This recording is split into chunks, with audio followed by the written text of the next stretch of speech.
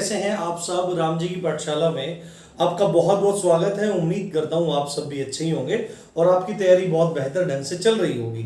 जैसा आप सबको पता है कि हम लोग मूल विधि को पढ़ रहे हैं। मूल विधि में सबसे पहले हम आईपीसी के इंपॉर्टेंट सेक्शंस को कवर करने का भरसक प्रयास कर रहे हैं, भरपूर प्रयास कर रहे हैं, पर वो धीरे धीरे धीरे धीरे करके ही बूंद बूंद से पूरा का पूरा घट भरेगा, बूंद बूंद से पूरा घड़ा भरेगा, क्योंकि मैं कोई भी चीज़ छोड़ नहीं सकता हूँ।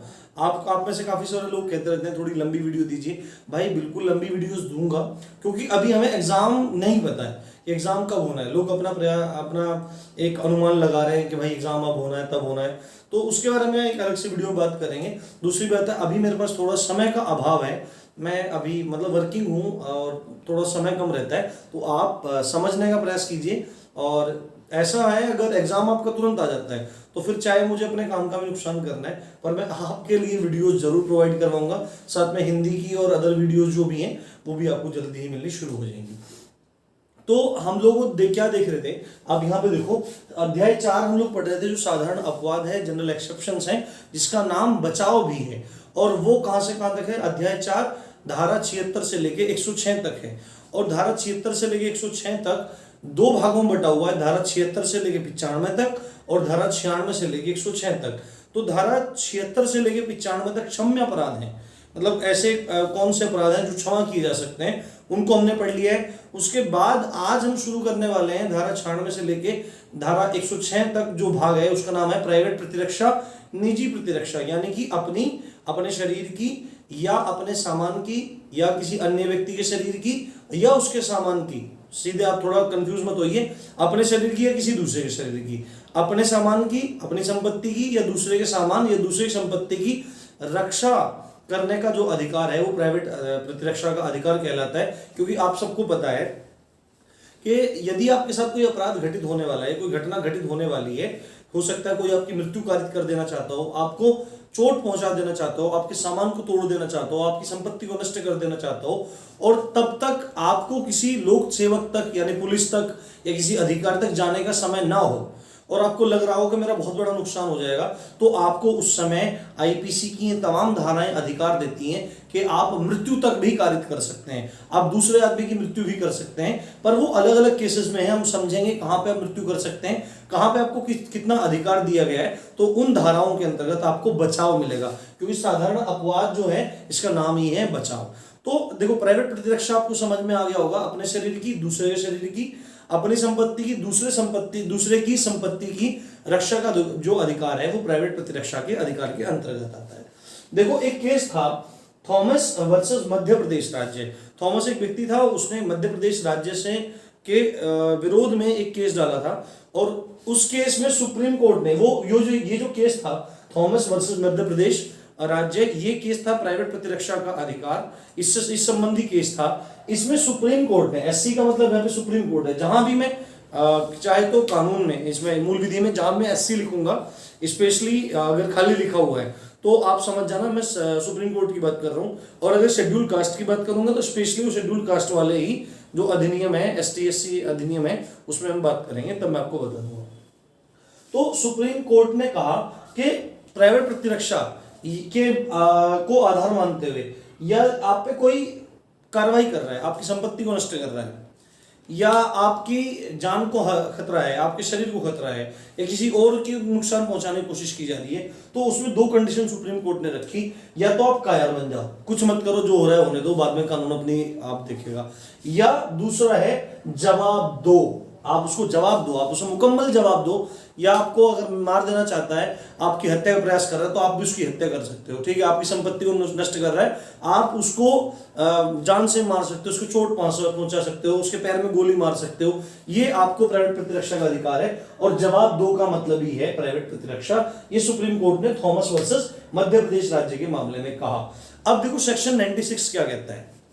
सेक्शन 96 कहता है कि कोई कार्य अपराध नहीं होगा, कोई भी कार्य अपराध नहीं होगा जो प्राइवेट प्रतिरक्षा में हो। कोई भी कार्य अपराध नहीं होगा जो प्राइवेट प्रतिरक्षा में हो। प्राइवेट प्रतिरक्षा में आपको बता चुका हूं, एक बार फिर से एक बार बताता हूं। अपने शरीर की रक्षा, दूसरे शरीर की रक्षा, अपनी संपत्ति की रक्षा, दूसरे की संपत्ति की रक्षा।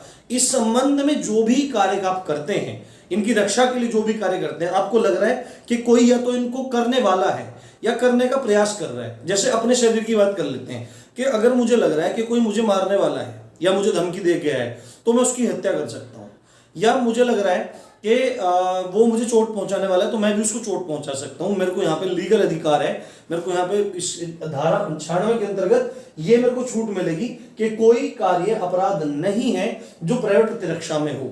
उसमें चाहे आप मृत्यु भी कर सकते हो, घोर उपहति, उपहति कहते हैं चोट को, है ना। देखो दो चीजें होती है, एक होती है उपहति, एक होती है घोर उपहति। उपहति का मतलब हर्ट है, हर्ट बोलते हैं ना, हर्ट कर दिया मेरे को, चोट लग गया है ना, हर्ट करना। और घोर उपहति को इंग्लिश में बोलते हैं ग्रीवियस हर्ट। तो उपहति में क्या होता है, थप्पड़ मारना उपहति है, डंडे से मार देना उपहति है ना। अब देखो अब बड़ी बात क्या आती है, घोर उपहति क्या है, हाथ को काट देना, अलग कर देना, पैर को काट दिया, अलग कर दिया, कान काट दिया, आंख फोड़ दिया, नाक काट दिया, ये सब घोर उपहति में आते हैं, मतलब अंग भंग कर दिया, तो ये घोर उपहति में आते हैं। तो आपको अगर प्राइवेट प्रतिरक्षा में आप कोई भी काम कर रहे हैं, चाहे वो मृत्यु तक भी है, घोर उपहति कर रहे हैं या चोट पहुंचा रहे हैं, तो आपका वो कार्य अपराध नहीं माना जाएगा। ये सेक्शन 96 कह रहा है, बशर्ते आपको ये चीज कोर्ट में प्रूफ करनी पड़ेगी। कोर्ट ये देखेगा कि क्या आपके पास किसी लोक सेवक के पास जाने का समय था, यानी सीधे सीधे कोर्ट ये देखा क्या आप पुलिस को इन्फॉर्म कर सकते थे। अगर आप पुलिस को इन्फॉर्म कर सकते थे तो आपको पुलिस को इन्फॉर्म करना चाहिए था। ये चीज धारा 99 में समझेंगे कि प्रतिरक्षा के रिस्ट्रिक्शंस क्या हैं, आप कहां तक उसको लागू कर सकते हैं। पर अगर ऐसा है कि आप किसी को बुला भी नहीं सकते, आप कुछ नहीं कर सकते, आपको कुछ नहीं सूझ रहा है, आपके पास कोई रास्ता नहीं है, तो आप मृत्यु तक भी कारित कर सकते हैं, आपको कोई भी दिक्कत नहीं है। आप मर्डर भी कर सकते हैं सामने वाले का, आपको सेक्शन 96 छूट देगा, बशर्ते आपका वकील कोर्ट में बात सिद्ध कर पाए। दूसरी बात है सेक्शन 97 क्या कहता है। सेक्शन 97 जो धारा है उसके दो पार्ट हैं।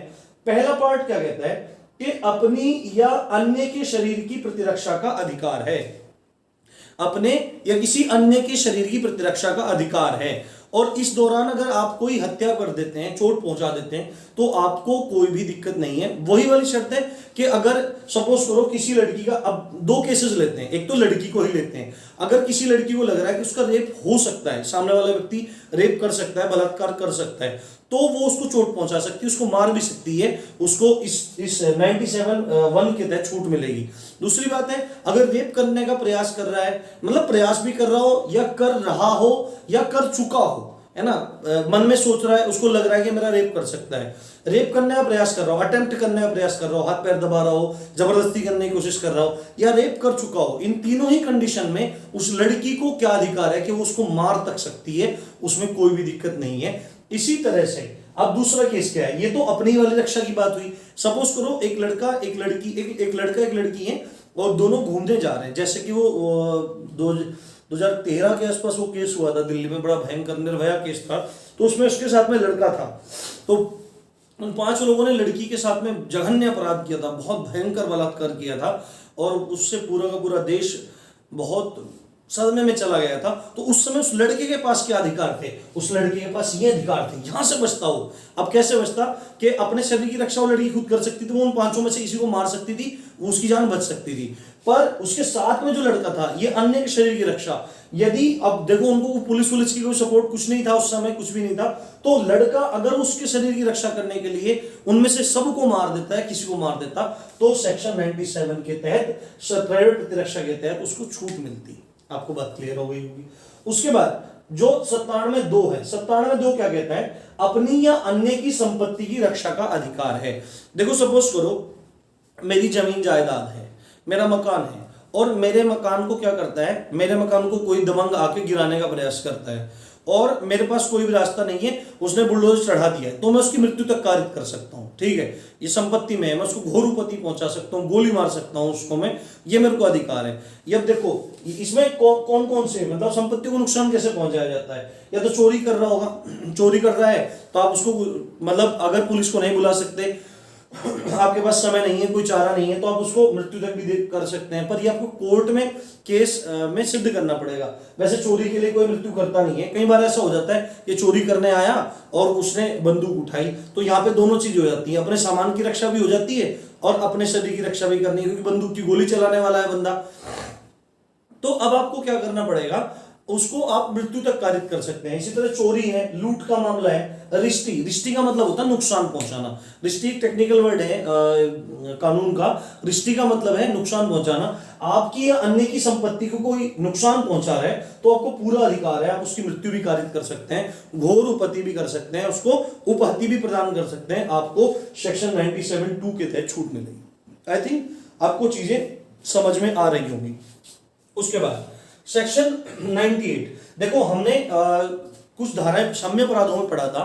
सेक्शन 82 के तहत कि 7 वर्ष से नीचे का जो बच्चा है उसका कोई भी कार्य अपराध नहीं माना जाएगा, क्योंकि कोर्ट ये मानता है कि ये अपराध करने में अक्षम है, क्योंकि उसकी सोच ही नहीं होती है, कुछ वैसा होता ही नहीं है। और उसको डोली इनकैपेक्स भी कहते हैं, मैंने आपको ये पढ़ाया था, ये नाम आपसे पूछा जाता है। उसके बाद 7 से 12 साल तक का बच्चा है, उसको भी बचाव मिलता है यदि वो कार्य की प्रकृति और परिणाम को नहीं जानता है, तो उसको भी छूट मिल जाएगी। 84 धारा में थे विकृत चित्त व्यक्ति का कार्य। कोई आदमी पागल है, लीगली पागल है, उसकी कोई इंटेंशन नहीं है, उसका कोई मोशन नहीं है, उसने कोई तैयारी नहीं करी है, उसने कोई गोपनीय कार्य नहीं किया है और वो कोई अपराध कर देता है तो उसको भी छूट मिलती है, उसके भी अपराध क्षम्य होते हैं। और कोई आदमी बहुत ज्यादा नशे में है, धुत है, एकदम से मत्तता, धारा 86 मैंने आपको पढ़ाई थी, और उसको किसी और ने दारू या कोई नशा करवा दिया है और वो कोई अपराध कर देता तो उसको भी क्या रहेगा, माफी रहेगी। तो अब देखो यहाँ पे ये चारों हैं जिनके अपराध क्षम्य हैं, पर धारा 98 क्या कह रही है, ध्यान से सुनो, कि उन व्यक्तियों के विरुद्ध भी अधिकार है। मतलब आपको प्राइवेट प्रतिरक्षा का अधिकार उनके विरुद्ध भी है जिनके कार्य क्षम्य हैं। अब किनके कार्य क्षम्य है मैंने आपको बता दिया। 7 साल से नीचे का बच्चा, उसके कार्य क्षम्य है, कोई भी अपराध कर देता है माफ कर देता है कानून। 7 से 12 साल तक के बच्चे को मान के चलता है कि अपराध कर सकता है, पर कोर्ट में अगर प्रूफ कर दे वकील उस पक्ष का कि ये परिणाम और प्रकृति नहीं जानता है तो उसके भी अपराध क्षम्य है। पागल आदमी का भी अपराध क्षम्य है, विकृत चित्त व्यक्ति का अपराध भी क्षम्य है, और नशे में मत्त है जो पूरा जो मस्त है उसको उसका भी अपराध क्षम्य है। पर अगर ये चारों, ये जिनके अपराध क्षम्य है, ये आपकी संपत्ति या आपके शरीर के लिए कोई दिक्कत है, आपको लग रहा है इन चारों में से आपको कोई भी नुकसान पहुंचा सकता है, चाहे बालक हो, चाहे ये 7 साल से नीचे का बालक हो, 7 से 12 से बीच का बालक हो, पागल व्यक्ति हो या नशे में व्यक्ति हो, तो आप इनकी भी मृत्यु कारित कर सकते हैं, आप इनको भी घोर उपहति कर सकते हैं, आप इनको भी उपहति कर सकते हैं, चोट पहुंचा सकते हैं, गंभीर चोट पहुंचा सकते हैं, मृत्यु तक कारित कर सकते हैं। इनके मामले में भी आपको बचाव मिलेगा, ये सेक्शन 98 कह रहा है। क्लियर हो रही होगी बात। उसके बाद सेक्शन 99 क्या कहता है। अब देखो ये तो हमने पढ़ लिया कि आत्म प्रतिरक्षा क्या है, कि कोई भी कार्य अपराध नहीं माना जाएगा यदि प्रतिरक्षा में है। सेक्शन 97(1) क्या कह रहा है कि अपने या अन्य शरीर की रक्षा का अधिकार है। सेक्शन 97(2) क्या कह रहा है कि अपने तथा अन्य की संपत्ति के रक्षा में, संपत्ति को बचाने के लिए जो आपने कार्य किया है उसमें भी आपको प्रतिरक्षा का अधिकार मिलेगा, प्रतिरक्षा का अधिकार मिलेगा। 98 बता रहा है कि क्षम्य अपराध, जिनके कार्य क्षम्य है, वो भी अगर आपके खिलाफ ऐसा कुछ काम कर रहे हैं, आपको खतरा है, तो आप क्या कर सकते हैं, उनके खिलाफ भी कार्रवाई कर सकते हैं। आपको निजी प्रतिरक्षा का, प्राइवेट प्रतिरक्षा का अधिकार है। अब देखो सेक्शन 99 क्या कह रहा है कि प्राइवेट प्रतिरक्षा में बचाव कब नहीं मिलेगा। देखो ये तो है बचाव मिलेगा, ठीक है, ये तो बता रहा है कि आपको बचाव कहां कहां मिलेगा। अब आपको कहां बचाव नहीं मिलेगा ये आपको ध्यान से सुन लेना है। ये रेस्ट्रिक्शंस हैं, ये प्रतिरक्षा की रेस्ट्रिक्शंस हैं, लिमिटेशंस हैं, आपको बचाव कहां नहीं मिलेगा। पहला आप ध्यान से सुनो, लोक सेवक के विरुद्ध नहीं मिलेगा।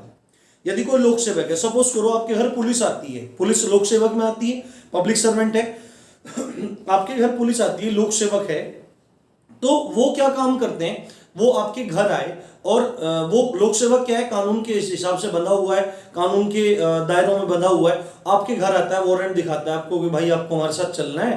तो अगर वो उसने सिंपल आके बोला कि आपको चलना है, कोर्ट में चलना है, और आपने क्या काम किया, उसको घोर उपहति कर दिया, गंभीर चोट पहुंचा दिया, मृत्यु कारित कर दिया, और जाके कोर्ट में बोलने लगे कि सर मेरे को तो 97(1) के तहत मेरे को ये छूट मिलनी चाहिए, मैंने अपने प्राइवेट प्रतिरक्षा के अधिकार का पालन किया है, तो ये बात बिल्कुल नहीं मानी जाएगी। ये बात बिल्कुल नहीं मानी जाएगी कि लोक सेवक के विरुद्ध आपने कर दिया।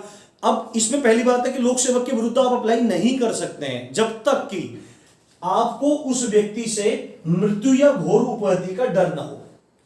बात समझ में आ रही होगी। आप लोक सेवक के विरुद्ध इसका यूज नहीं कर सकते हैं, ये बात स्पष्ट है, आप बिल्कुल नहीं करेंगे, रेस्ट्रिक्शन है, आपको बचाव नहीं मिलेगा।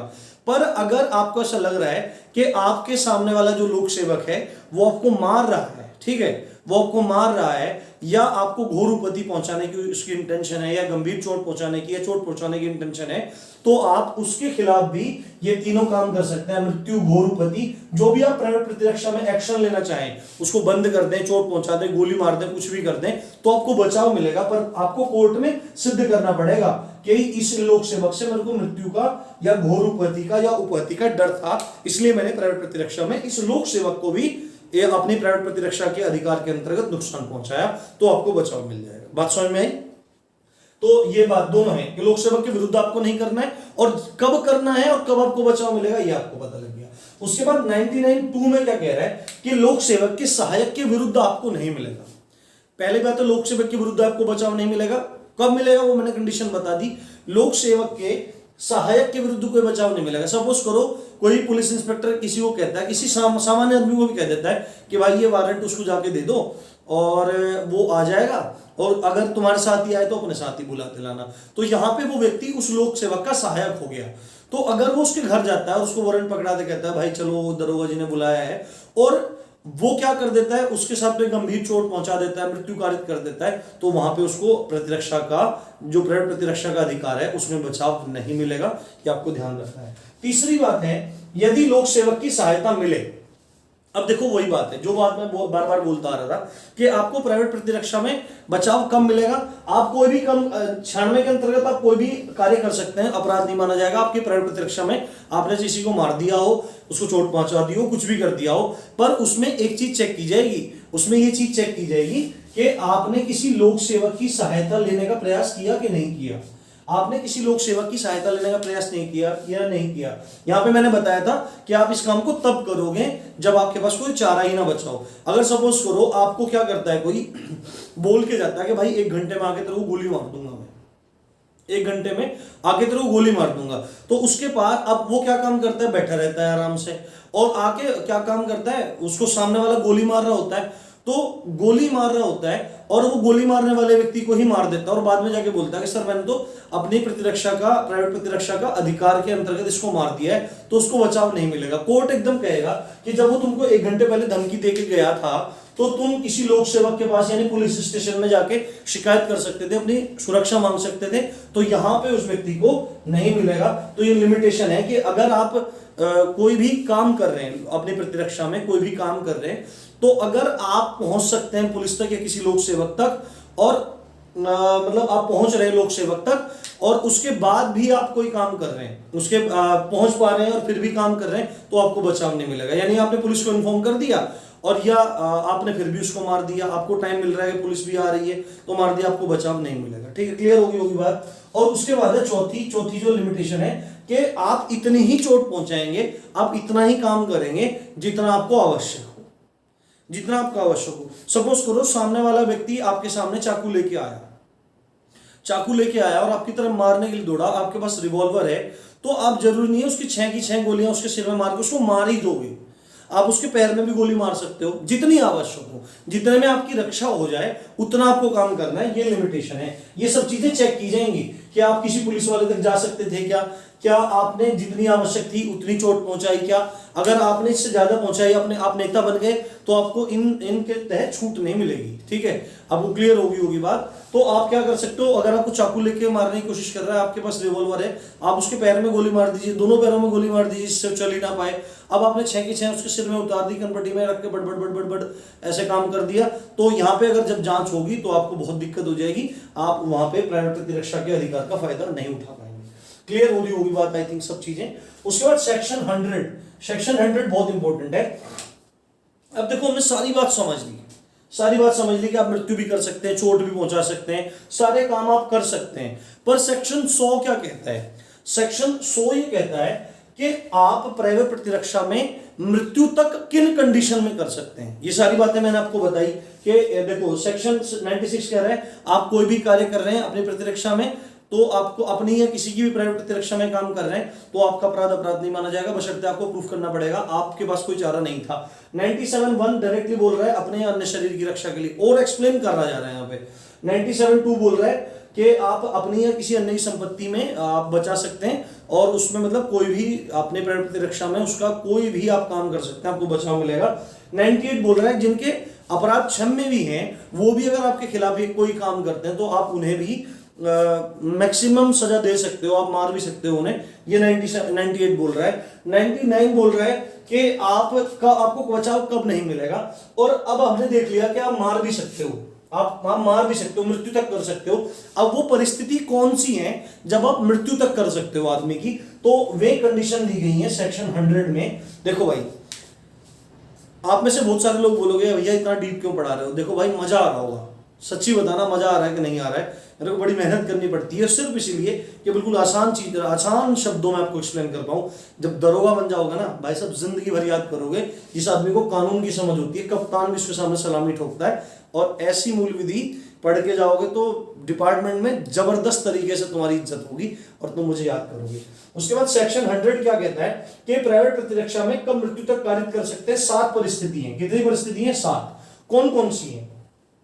ऐसा हमला जिसमें मृत्यु तक हो सकती है। यदि आपके ऊपर कोई ऐसा हमला कर रहा है कि आपकी मृत्यु तक हो सकती है ना, और आपके पास कोई चारा नहीं बचा, तो आप सामने वाले को मार सकते हो। ये पहली कंडीशन।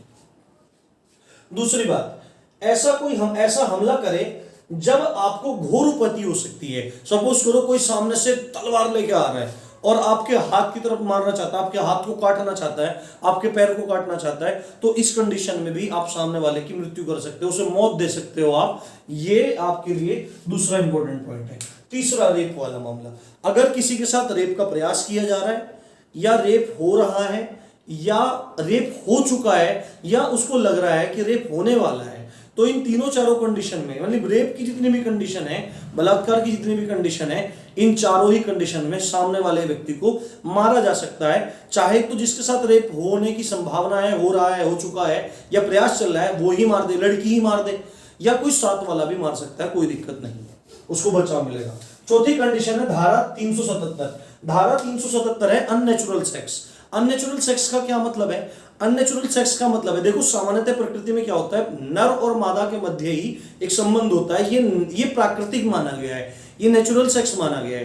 पर जब समलैंगिकता हो, एक ही लिंग के बीच में आपस में वो उनके इंटरकोर्स होते हो, या वो एक साथ संभोग कर रहे हैं, देखो ये बिल्कुल स्पष्ट है, भाषा एकदम सब है। तो इसमें क्या है, अगर वो सेक्स कर रहे हैं, सेम लिंग के, लड़का लड़का सेक्स कर रहे हैं, लड़की लड़की आपस में सेक्स कर रहे हैं, तो इसको अभी आपने पता सुप्रीम कोर्ट ने समलैंगिक विवाह को छूट दे दी है। पर इसमें भी कंडीशन क्या है कि यदि क्या हो रहा है, धारा 377 जो अननेचुरल सेक्स की है, इसके दौरान सपोज करो कि एक लड़का कोई खड़ा है और उसके बराबर में दूसरा लड़का खड़ा है, और वो उसको टीज करने की कोशिश कर रहा है, परेशान करने की कोशिश कर रहा है अननेचुरल सेक्स के लिए, कि तुम करो, ये करो, वो करो, तो उस समय वो व्यक्ति दूसरे व्यक्ति की हत्या भी कर सकता है, चाहे प्राइवेट प्लेस में हो, चाहे पब्लिक प्लेस में हो।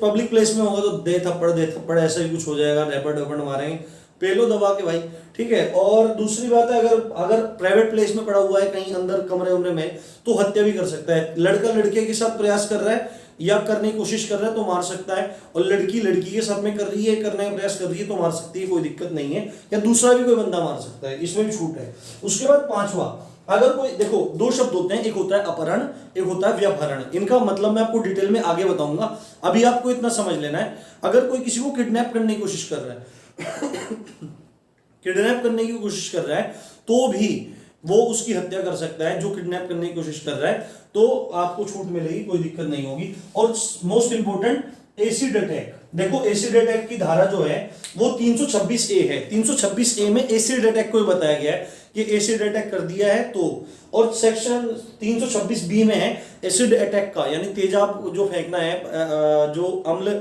फेंक रहा है, जो एसिड अटैक का अटेम्प्ट है, प्रयास है, उसकी बात की गई 326B में। अगर इन दोनों का ही प्रयास करने वाला है, या कर रहा है, या कर चुका है, इनसे संबंधित जितने भी कंडीशन है, अगर ऐसी कंडीशन किसी लड़की को लग रही है कि मेरे ऊपर तेजाब फेंक दिया है या फेंका जा सकता है, तो उस सामने वाले व्यक्ति की मृत्यु भी कर देती है, तो उसको छूट मिलेगी, बिल्कुल कोई भी दिक्कत नहीं होने वाली है। या लग रहा है कि इस लड़की के ऊपर ये तेजाब फेंकने वाला है और कंट्रोल नहीं होने वाला है, सपोज करो एक लड़का बोतल लेके जा रहा है और एक लड़की की तरफ उसे फेंकने जा रहा है, और मैंने उसको देख लिया और मैं उठा के ईंट मार देता हूं उसके सिर में, है ना, उसके फेंकने से पहले ही उसके सिर में ईंट मार देता हूं मैं, और वो मर जाता है, तो मेरे को बचाव मिलेगा। या लड़की क्या काम करती है कि लड़की खड़ी है, उसको लग रहा है वो बोतल फेंकने वाला है, तेजाब फेंकने वाला है, वो कुछ भी उठा के कुछ नुकीली चीज, धारदार चीजें, ईंट पत्थर जो भी कुछ, वो मार देती है और वो मर जाता है, तो बचाव मिलेगा, कोई भी दिक्कत नहीं है। तो ये सारी की सारी कंडीशन है। कल हम लोग समझेंगे कि संपत्ति में कैसे कर सकते हैं, फिर इस चैप्टर को पूरा कर देंगे, फिर हम तीव्र गति से आगे बढ़ेंगे। रिलैक्स रहिए,